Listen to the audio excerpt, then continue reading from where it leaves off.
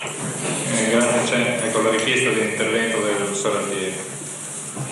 I just wanted to emphasize one point, because it seems to me that the questions that have been asked are questions that are very punctual, and they're looking for very specific answers. And it seems to me that the people that are involved in biological agriculture should not follow the same pattern that conventional agriculture follows, which is the one of recipes and recommendations. In agroecology, we don't work with recipes. There's no recipe to solve the problem of cowling moth in Italy.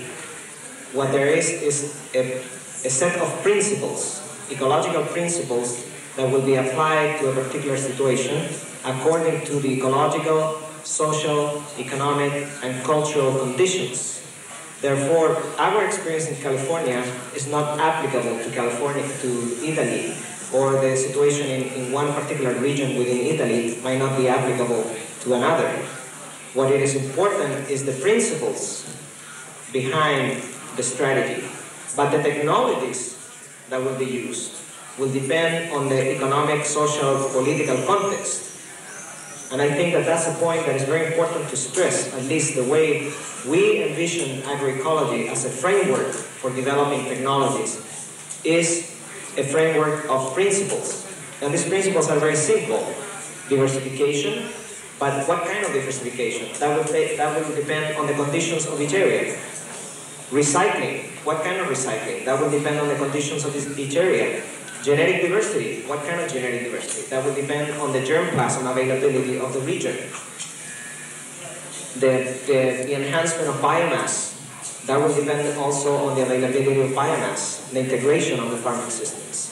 So all these different principles are there, and what we are trying to emphasize are those the principles that will guide the research and the development.